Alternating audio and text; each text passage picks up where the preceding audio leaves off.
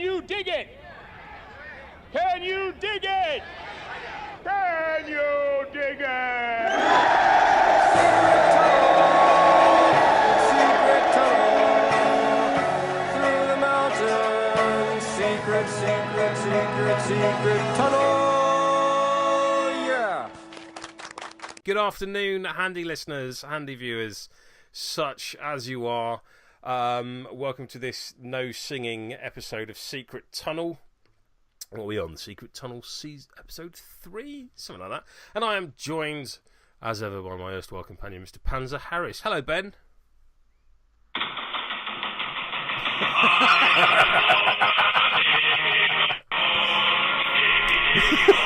How long have you been planning that? Very good. Hello. About the last 7 minutes, trying to queue up right. Which is the best bit for that? Right there. Excellent, nicely done. See if we can get a sing along going. Yeah. So, all joking aside, I'm going to try and get one going at Vengeance. I think. Just wrestle that microphone from Jay. He's only small. To me, most people are. Exactly. More I of a mean, challenge. I'm sure we could get some kind of charity thing going. So this is our first non-engineer miner, because of course Fuse and Spade we've seen, and they'll be going and joining Ballista and Pinvice up in the big leagues, as it were. And finally we have our lone miner model in the form of Digger. I love this model. I just really like the idea of him just kind of like poking out of the ground a bit, and I've heard a fair amount of talk, especially from the Roll Better lads. They're going to try and do the same with the mining equipment. I'm not calling it a tank. It's not a tank. It doesn't have a gun. Like, I'm pretty sure. I mean, you're the military expert here, Ben. Like, I'm pretty sure tanks have to have guns. Well, I go by Panzer. I don't have a gun. Honest. All right. Oh, if you're from Northamptonshire Constabulary and you're listening, I definitely don't have a gun. As a mix of Maltese and Scouse, I'm not entirely sure I believe you. No problem. So Digger, tiny little Skaldic mascot that he is. I love the goggles and the artwork. Oh yeah, he's very cool. I really like his augmented blades that he's got on his feet. He's for like mascot, I'm fairly ambivalent on most mascots, but I have to say I really like him. He's as far as I'm concerned. I know everyone else is really happy to get the mining equipment or mule or spade and what have you, but I Digger's the best of the lot as far as I'm concerned. So he is a 4/6 move, which makes him on par with engineers and what we've seen so far from the miners. Tack 3, standard kind of mascot-y. 3/4 kick isn't bad. Hello. Exactly. I mean, that's suddenly my interest immediately. Yeah, exactly. It's the football guy. I mean, that's the same kind of kick as Memory, and am I right in thinking Mother's got a 3/4 kick, and Frelsey, and yeah, and that's it's not insubstantial.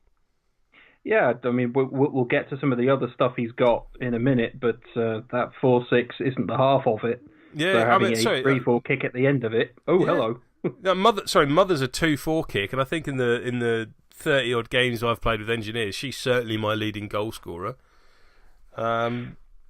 Yeah, 3-1 Mother. Yeah. 3-1 defense, standard, I think, for a mascot. You know, yeah. Nothing to write home about. But then 10 wounds, that's not unreasonable.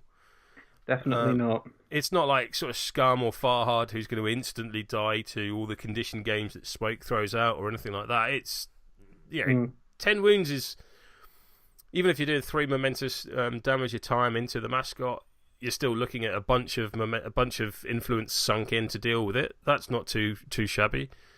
You want to do better than 10 damage, you're going to have to go to Pride at 13. Yeah, exactly. I don't think you're going to get much better than that.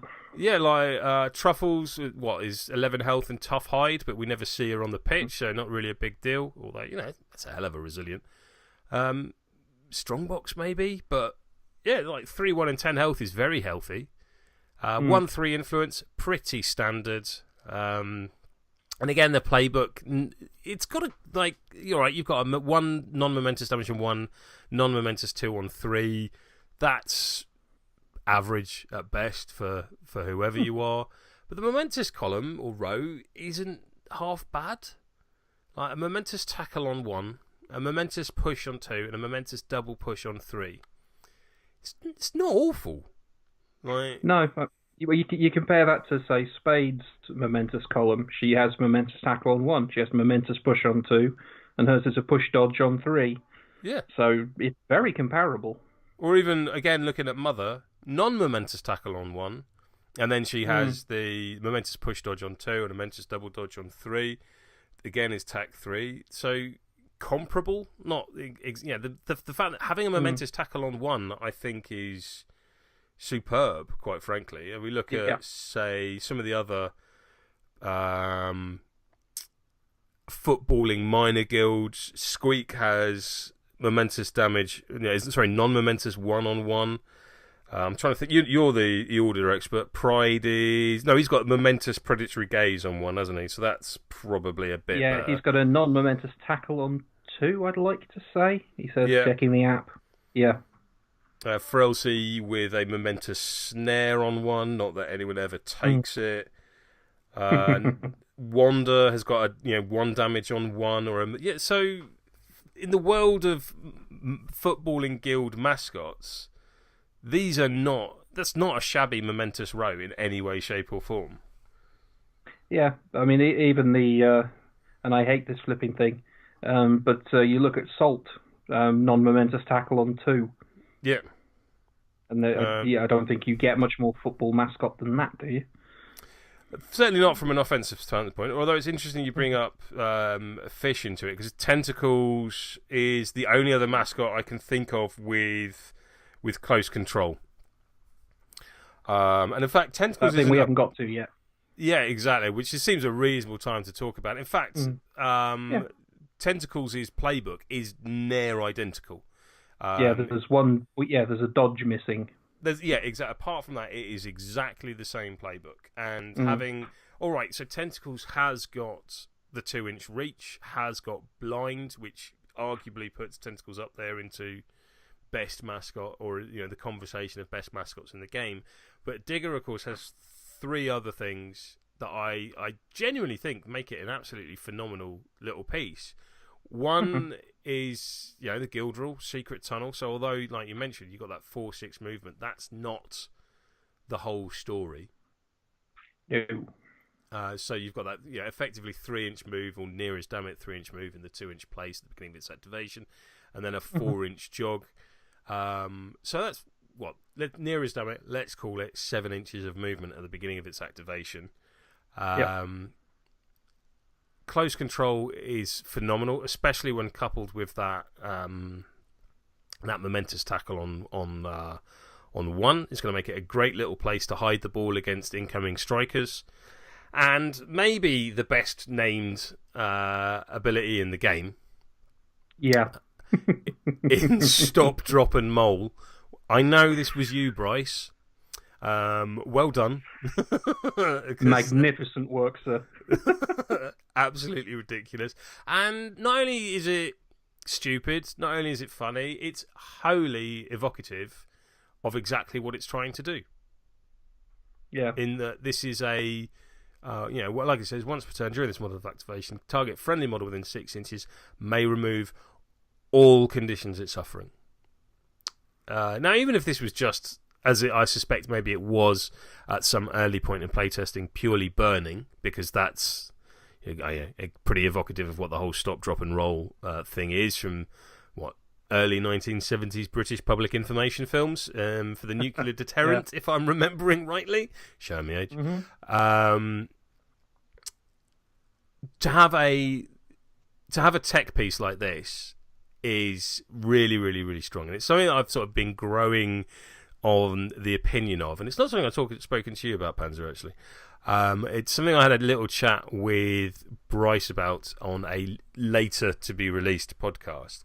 I don't think, and I think I may have brought this up when I was talking about Fuse, as I don't think miners have the design space to be able to afford tech pieces. Mm-hmm. I kind of want my miners with an O in this instant rather than miners with an E. I want my miners to be, here are 8 phenomenal models, go. Like the dilemma should be, what models do I choose? If you start getting into tech pieces or situational models in minor guilds, in my opinion, it becomes too easy, because it's not like I've got 15 models to choose between.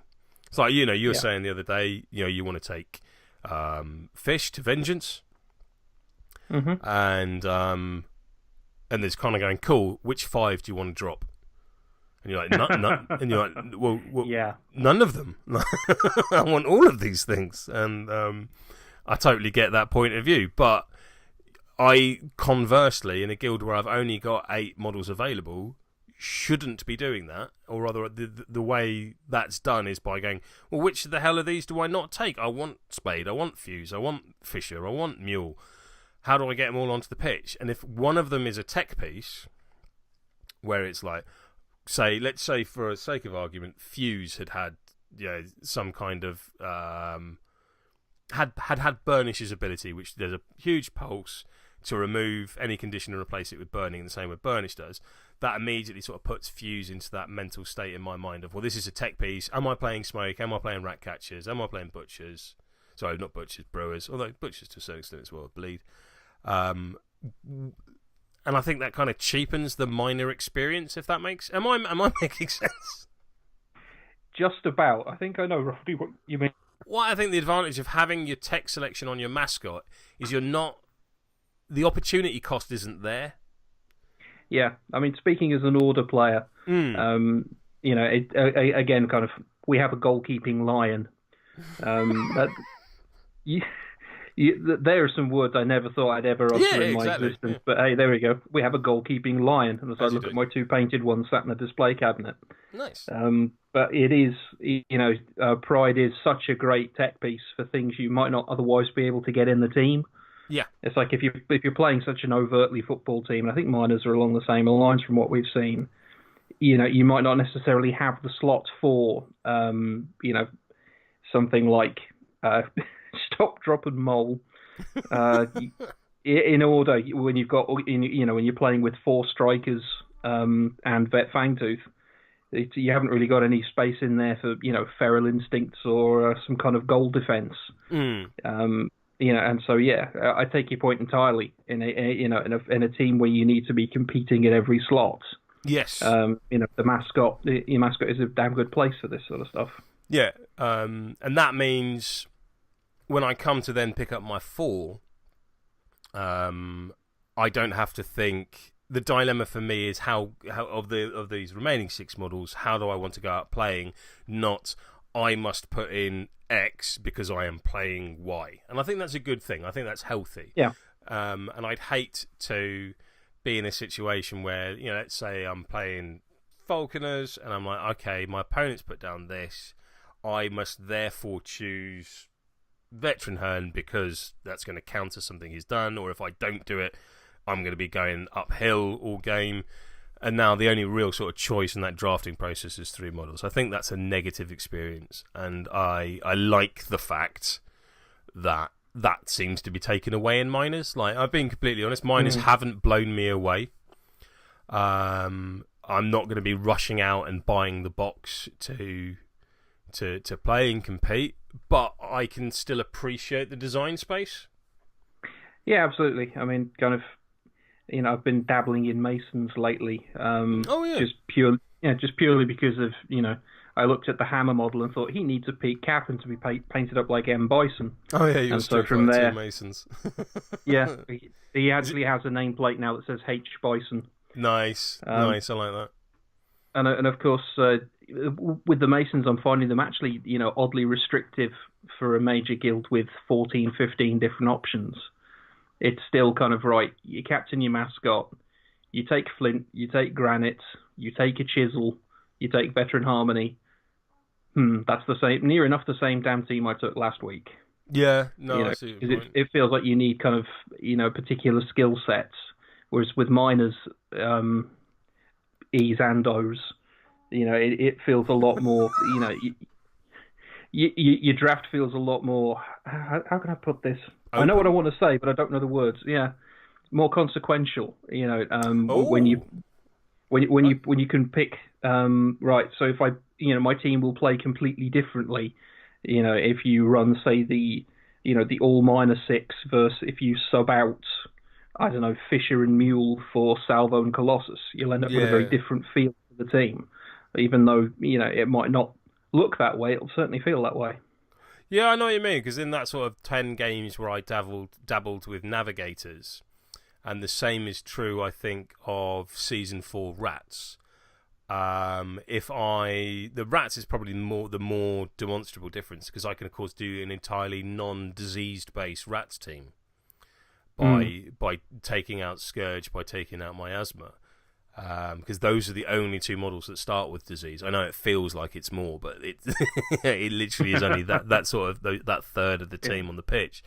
Equally, if I took out Azimuth and Ebb from my Navigators team, then that was very much an 0-3 team rather than a 2-2 team. And I get what you say. Like, because the number of models that we're choosing between is so small, the tiniest amendment to lineup should have a massive consequence. And I think to sort of loop it back round to the point we were making about mascots, is that by having these tech pieces, by having this sort of condition removal, which I think it's fair to say has become more prevalent over the last year. Yeah, says the Alchemist Blair, yes. You're doing my trick. You've claimed 3 guilds in 10 minutes. I just said I played them. I'm not exactly a walking embodiment of them. Fair. Certainly, we've mentioned it a few times.